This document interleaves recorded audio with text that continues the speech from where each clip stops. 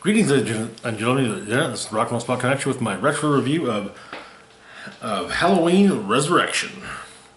First off, we're going to go into who is in the movie. Jamie Lee Curtis reprising her role as Laurie Strode.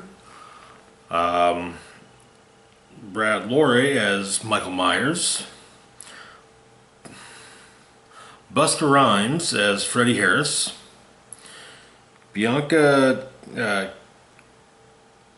Kajlik, I'm probably butchering that name, but as Sarah Moyer, our main heroine for the movie, our main character for the movie. Sean Patrick Thomas as Rudy. Daisy McCracken as Donna. Katie Sackhoff as Jen.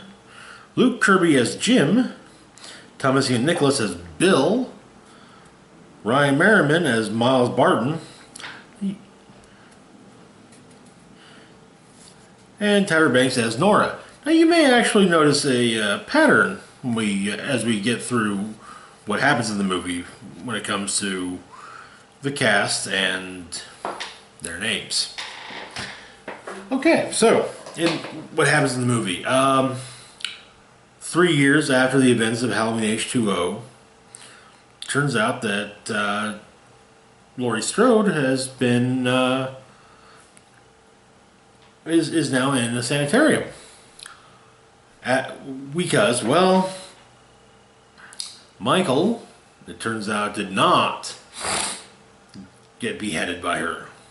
In fact, he came to, crushed the larynx of a part of one of the coroner's crew, and put said dude in his coverall and mask. And that's whose head Laurie chopped off, not Michael's. But he just walked away.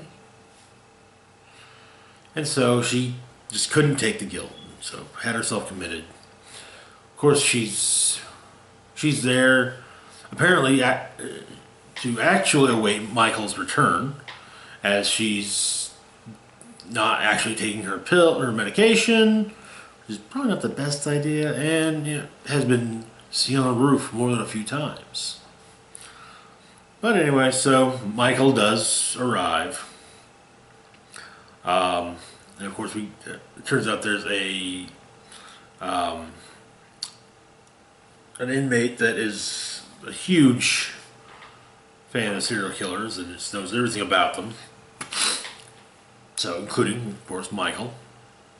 Anyway, so Michael, kills a few people in the sanitarium, fights, and then kills Laurie. Anyway, so Michael goes back to Haddonfield, as Michael is wont to do. It turns out that there's going to be a reality show filmed in his home. The reality show is called Dangertainment, and it is run by Freddie Harris and Nora.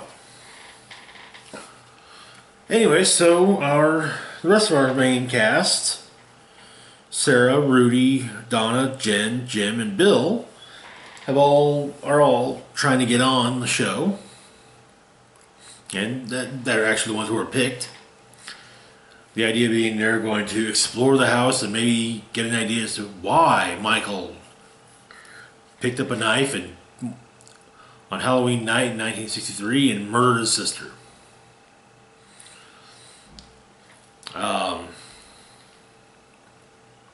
Anywho, so they show up, go in and start exploring, find all kinds of weird stuff, and eventually they splitting up into different groups, or just exploring solo. They mostly all end up coming to the conclusion that, yeah, it's staged. The big thing being when Freddie shows up dressed as Michael and attacks Sarah and Rudy, and they're actually going hardcore on him, and he basically, get rid of their cameras right quick and explains, hey, it's me, all right? I was I'm just doing this to get the ratings up. That's all, you know. Which means they, of course, don't think anything of it when at the top of the stairs, Jen shows up, and Michael Myers shows up behind her and actually cuts her damn head off. But yeah, eventually they're whittled down. The cast gets whittled down to just Freddy and Sarah, and they manage to take out Michael. Also, throughout most of the movie, Sarah is getting tips on staying alive in the house from her online friend Deckard, aka Miles Barton.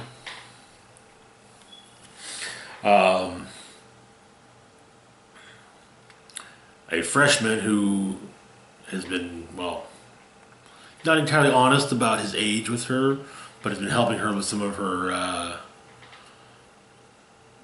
with various things. Online only. They've never met.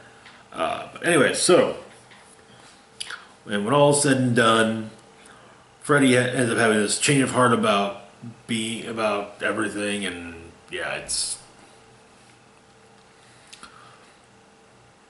But of course, Michael is not dead. Anyhow, so honestly, I think the retcon of the ending of H2O is absolutely moronic. The sanitarium that Laurie's in, yeah, I swear it makes Arkham Asylum look like an actual secure place. On a side note, the movie's directed by the same director of Halloween 2,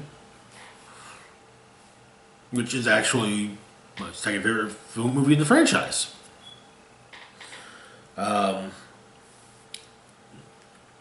Somewhat makes it fairly clear that 4 through 6 didn't happen. Freddy, the character played by Busta Rhymes, is basically Busta Rhymes as a television executive as opposed to a rapper. From what I have seen of Busta Rhymes in interviews and whatnot, he's not acting. He's just, you know, playing himself.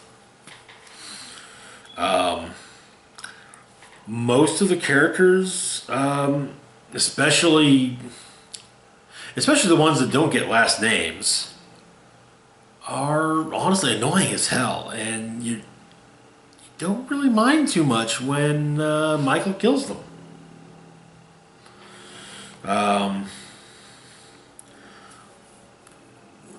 Much like H2O, it relies far too much on jump scares. The worst part is that H2O at least was trying to build tension. This isn't even trying to build tension. It's just, we haven't had a jump scare in the last 20. It's been 10 minutes since the last jump scare. Yeah, let's do one. As well as references to other usually better movies, especially Halloween 1 and 2. Cribbed lines,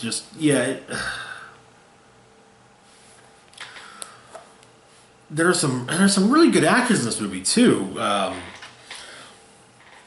Katie Sackhoff, Sean Patrick Thomas, Thomas Ian Nicholas. You know, these are actors that are, well, in all honesty, better than this damn movie. Now, admittedly, at the point that the movie was released, Katie Sackhoff was not a big deal.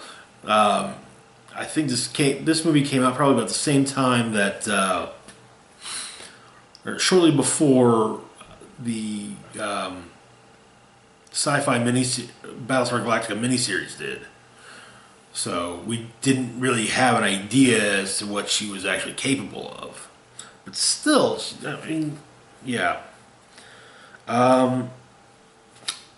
Okay, I will be honest. There are a few scenes a few moments that actually were amusing. One, this is actually more of a subplot in the movie, but Miles slash Deckard, his whole thing, basically the scenes with him at the party that he goes to, and basically just leaves the party to go get online and watch the entertainment, which then ends up, which about I don't know a third of the party guests end up joining him to watch as well. It's actually kind of amusing because you've got this Halloween party and like his buddy who is all about partied up shows up and it's like what the it's just surprised that everybody's in there just watching this and he's like maybe this maybe this might have been the better thing to do. Also, there's a scene shortly before I mentioned a moment where Freddy attacks Rudy and Sarah dressed up as Michael, has them take off their cameras before he unmasks himself. Before this, there's a point where Freddy dressed up as Michael runs into Michael, and Freddy thinks he's the camera guy that's setting up all the cameras. Like, kind of giving out, well, we've been looking all over for you. Where you been, man? And Michael's just like, it's the moment where Michael Myers is actually stumped. He's like, okay, why am I talking to me? What's going, I imagine the thought process was, why am I talking to me? And so that was actually rather amusing. And yes, the Busta Rhymes' line, "Trick or treat, motherfucker." That was also amusing.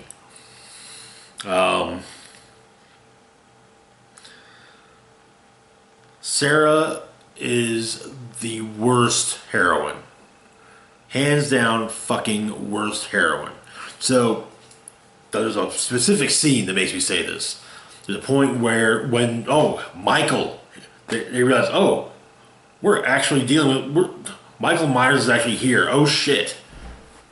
So she goes to run up the stairs and she trips. If I remember correctly, some of the stairs actually fall, she falls through the stairs. And Michael's coming after her, and Rudy comes up and and manages to stop him. So rather than go and help her friend who is trying to save her life, she continues up the stairs so that Michael can kill Rudy.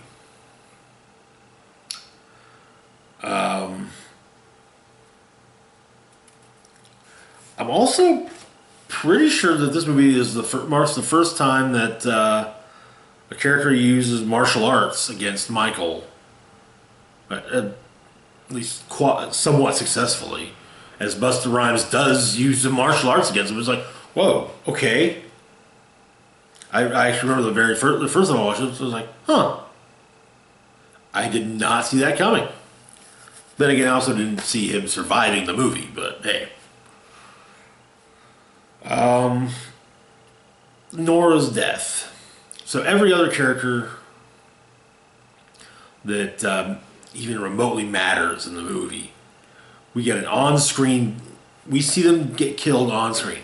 Nora gets killed in a reference to Halloween 2.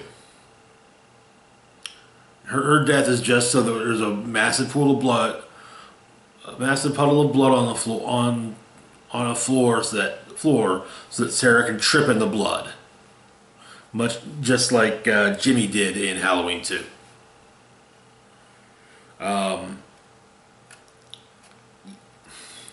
it basically kind of explains where Michael's been between 2 and H2O and H2O and Resurrection. Apparently he's been living in there are tunnels under there's there's like a basement to the Myers house, and he's been living in there, and it's really stupid. It's really dumb. Like, I can understand it for, actor dangertainment because of all the shit they were trying to set up. But, yeah, no. It's just dumb. So, anyway, now one thing that, I guess, there's something I'm bummed about concerning this movie, and that's actually, supposedly, this was to be followed up with a sequel that focused on Laurie's son, John, but due to the reaction of filmgoers, Miramax eventually opted to have Rob Zombie remake the franchise. And we'll be getting to that in a few days. Oh man, I'll be honest, I'm not looking forward to that one. So anyway, yeah, Howling in the Direction. It's of the pre-Rob Zombie ones, it's my least favorite. And it's on par with, I would say it's actually on par with Rob Zombie's 2007 remake in quality.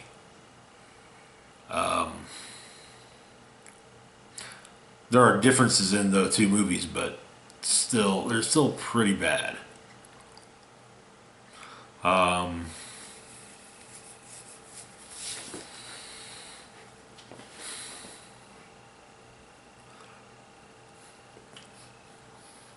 I honestly kind of feel like they should have just left Well Enough alone, you know?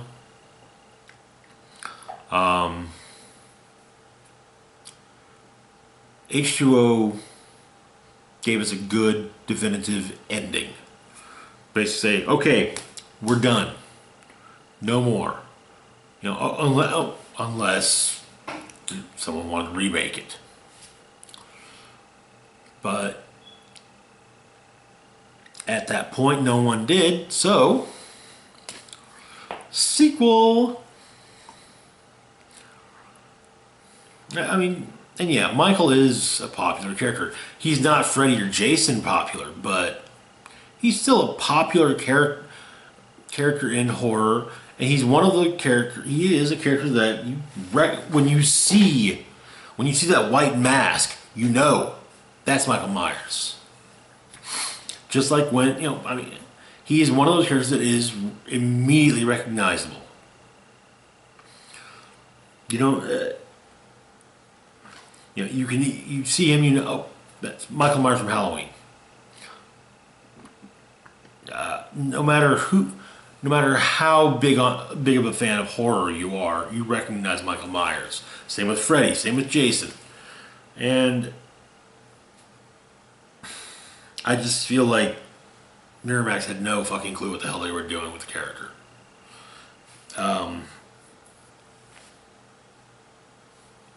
But yeah, anyway. Or they should have, like I said, they should have just let the franchise end. And then, later on, be like, hey, like in 2008, with 2008 coming up, they could have been like, hey, you know what? Maybe we should see about remaking this bad boy. But instead, they were a year early, and well, yeah. Anywho, Rob Zombie's remake is actually next up on the list for this retro review series. I can't say I'm entirely looking forward to rewatching that. It's been years since I have, but hey, what I do for you guys. Anyway, so tomorrow we'll have, of course, the weekly comic book roundup. Then I'm aiming for Thursday doing the retro review on Rob Zombie's Halloween before doing a review of the new Halloween on Saturday, and then a review of Rob Zombie's Halloween 2 next week. But anyway, this is Rock and Roll Spock sign. Oh, of course. As always, feel free to like, share, and subscribe to this video and the channel. Hit the bell icon so you can be notified of when I put up new content and whatnot. Links to the Facebook page for the channel, my Twitter account, and my Patreon are in the description box down below. Feel free to check them out. Like, follow, donate if you want, whatever. Anyway, this is Rock and Roll Spock signing off, saying live long and rock hard.